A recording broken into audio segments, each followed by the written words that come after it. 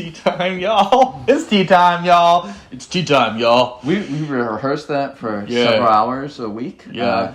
And I hope it shows, because I hope you guys enjoyed that. Hey, I'm Manly Denny, and welcome to Tea Time with Denny and James. We're doing our radio voices. Yeah, you got a really good deep voice, dude. Oh, yeah. Bringing you the smooth sound TV. Yeah. We only look this ugly on camera, on video, or on audio. We sound and look beautiful. Okay, what are we drinking? We are drinking, I gave Denny the choice of some nice, young raw pu'erh or some nice old raw pu'erh, and he chose young, so judge him as you will. Yeah. So we are doing the 2014 Xizi Hao Hongyin. It's a tea that we may have featured once before, maybe like 5 years ago or something, when the tea was truly young. Right. And it's one of those very fancy, pretty expensive productions by Xizi Hao. I think it's one of their most expensive of the year. Got it. So I think it's a pretty pricey cake. And it was generously sent to us courtesy of Tim and Mike. So thanks to both of you guys. And it's one that, they sent a single session over. And here is our single session. Thank you, lads. And yeah, always fun. This is young, so 2014. Yeah. So 11 years old. The reason I chose a young tea, so I personally find that if you can get something incredible that is young, intended to be aged, and it tastes incredible when it's young, it might not be the case that it ends up being a superstar tea that's 25, 30 years old. But I do feel like if it can pass the test earlier on in its life, for me at least, it's a sign of an interesting tea to come. So I do enjoy drinking these quote-unquote young teas. And I feel like at this point in this tea's life cycle, unless the tea master, the maker themselves, had very specific plans. Oh, wow. So much plums. Plums and funk. Plums and funk. Band I was in, Afro funk tambourine band, Plums and Funk. Yeah, I was in it too. I played the tambourine. Yeah, you were the tambourine player. Big deal. Yeah. Played the shit out of the tambourine.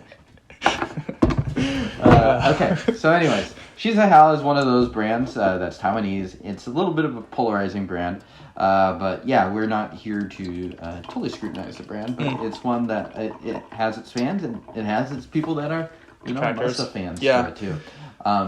Yeah, the color of it certainly presents as a young tea. Totally, I'm gonna say that. Yeah. Yep. Very. And to be clear, what James means by that is that these younger pu'erh teas, raw pu'erh teas, they're going to be greener in the color of the leaves. They're going to brew a yellower, lighter color. Yeah. It's very similar to if you were going to be brewing a jade oolong, for example. Get like a nice brilliant yellow. That's going to slowly turn and get more amber, and then darker and red, and then even into these kind of black. As you move towards like black tea or as well too. Yes, also true. Yeah, right. Oxidation or yeah. Okay, here we go. Cheers. Cheerio.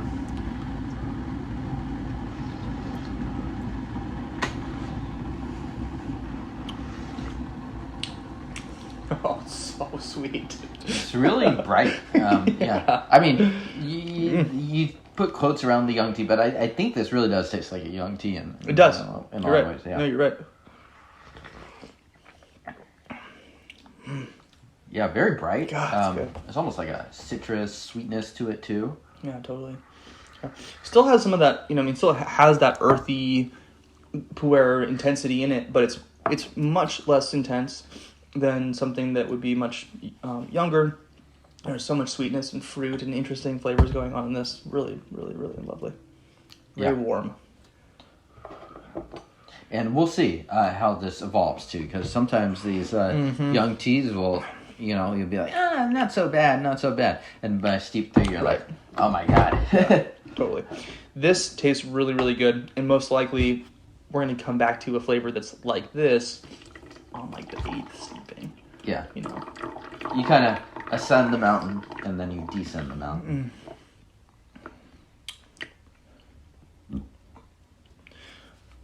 Yeah, really nice.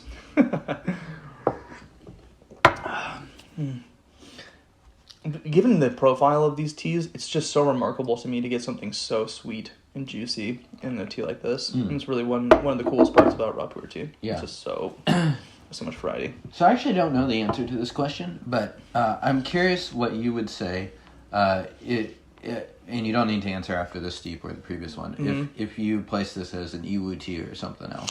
It does, to me, taste... The sweetness of it tastes like an iwu tea. Okay. Yeah, up front. I mean, I'm immediately thinking of the young iwu teas that I drink when they're made to be drunk really green. I think the only thing about this one that's a little bit different is that I can clearly taste a lot more of the rich, deeper age that has been there. Those teas don't tend to have very much of that at all. There's not really any peatiness really at all in those teas, whereas this has it. This next steep is even more interesting, I would say. Yeah, I'm excited. Yeah, very complex, I gotta say. There is just a wide swath of flavors going on in this tea. Some of them are kind of like that fresh floral. There's definitely some fruit going on to this. Maybe tropical fruit, I want to say. Yeah. Definitely picking up on the bitterness.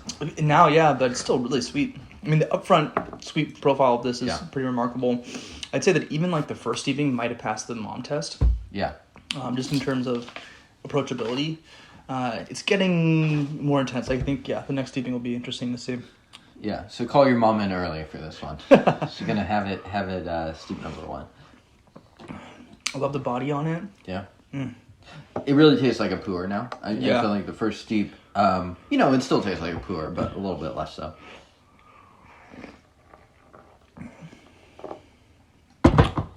Yeah, it's really interesting to have such a thick brew with such bright flavors, like you mentioned. It's just something that's not quite as common. And there's more of that kind of deeper earth thing going on now too. It's nice. It's almost got like a white tea level of thickness and an upfront sweetness that's really pretty remarkable. And then it gets into like that kind of deeper, core flavors. And we can see the color is actually getting a little bit darker too. The tea also kind of gives me a slight like anesthetic numbingness to my tongue in a way. That's a little unique too.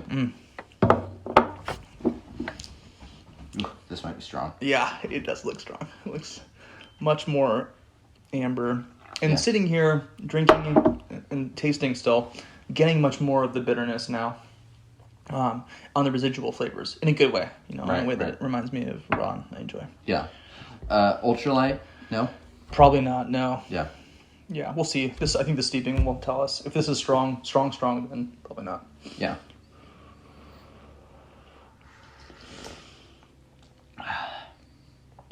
Ooh. It's really strong and like the fruity aromas right now, I gotta say. I'm curious how present those were back in the day. It makes me want to kind of rewatch our previous episode and see if that's like a more recent development or not. Yeah, this is so enjoyable to me. This is like what I like. I mean, this is, to be clear, not at all like what this will taste like in 10 or 15 years. Oh, no doubt. Yeah. I mean, very different. So this isn't... One tea can change so much, but I love this like phase of these teas where they're approachable, they're young, crisp, sweet. So I'd be very curious to have tried this in a year after it was pressed. Mm-hmm. Do you think this is a tea that you'd enjoy aged as well? Yeah, although I don't know how much more it needs. I mean, I don't see it changing. I don't see it weathering out and aging out offensive flavors. I don't think it needs it at this point. It's still, I mean, it's got some. But what if you want like that, like deeper, darker, earthier taste to it? I almost wonder if it would be better suited for a different tea, because this brings such a bright flavor profile to the fold that's really enjoyable now. Whereas I feel like some of those teas that end up being incredible when they're 20, 30 years old started out as like toxic. You know what I mean? Like really intense. Right. And so I don't know, to be honest with you. Mm-hmm. I mean, I could see this tea aging and getting sweeter. Yeah. Maybe. Because it does have a pretty strong strain of, a decent strain of bitterness for me at least. Yeah. There is a little bit of roughness to be aged out, but you're right. A lot of what makes this tea what it is right now is it does have like this sweetness and this brightness to it that you wouldn't necessarily expect that to present itself in the same way when it's 20 years old. And it doesn't, at least today, with the bitterness, it doesn't need more time to level that bitterness out. For me, at least, I'm enjoying the level of bitterness today. It's got a strong residual aftertaste, certainly, but it's not off-putting. Some teas that we've had on the show, they're going to need a long, long time. So, all right. Yum. Yeah, these are like back-to-back flavors that I like look for in teas. So Yeah. the last 2 episodes have been really A lot of bold enjoyable. brews today. Yeah. Cheers.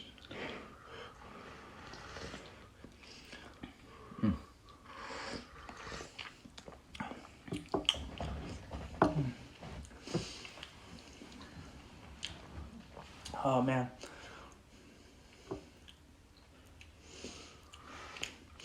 Nice. We're getting into more of those earthier, deeper notes now. Yeah. Do you have a word for the SAT studiers out there? you got something out of your back pocket?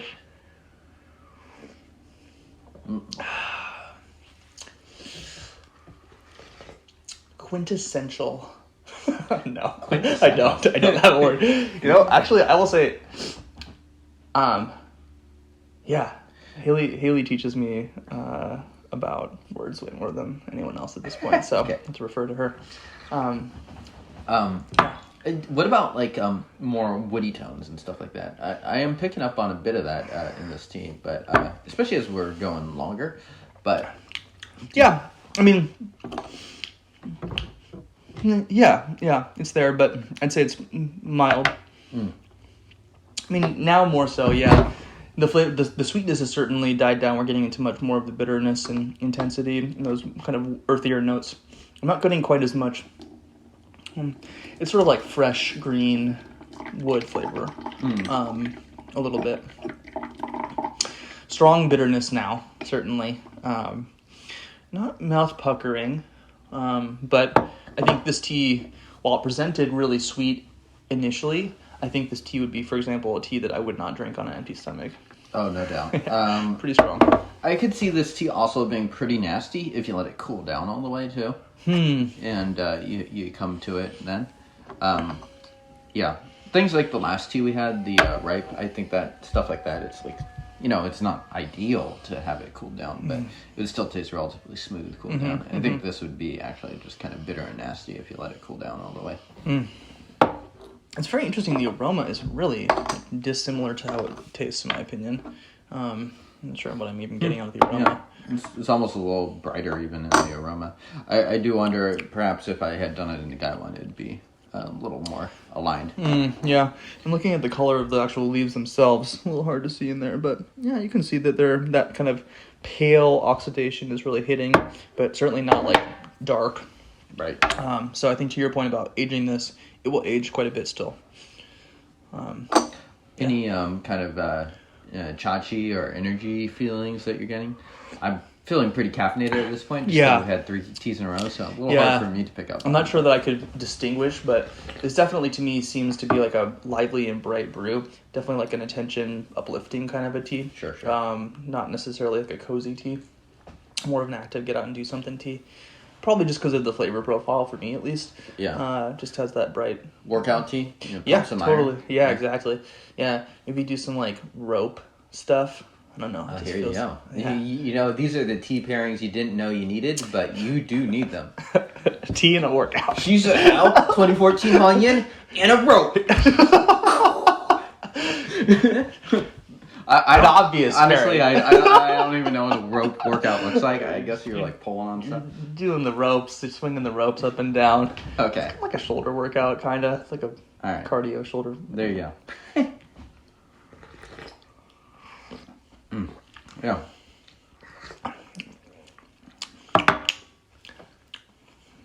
Oh god, I just spilled all over myself. Whoa, this is some expensive tea, man. Oh no. Oh Yeah. god.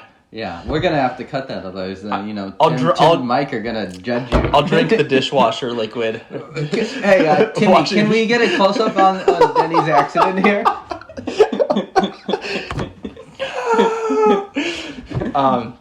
Anyway, yeah, I have a drinking problem. But this is really good. Thank you, lads, for this remarkably interesting treat. People, can they buy this? Is this one of those teas? I think you can hunt this down. Just because I've seen this tea pop up an awful lot, and not a lot of places sell. I do think this might be in the 4-figure cake category, where you're spending upwards of $1,000. I don't totally know, because it's not a tea that I would buy personally. Yeah. But I do think you can hunt something like this down, because I've seen it pop up from a number of people buying it. So Thank you for the treat, and certainly, if you can find something like this, give it a shot. Definitely an interesting tea, and like the video, do all the stuff, or not, whatever. Honestly, we don't think we care, but if you want to, you can do all those things. And there's a website you can Google for it. tdp.org actually is the URL. Anything else? What do we got? no, I think that's it. I mean, you subscribe if you like. If not, buzz off. How about that? We'll see you all next time. Bye. Ciao. Peace.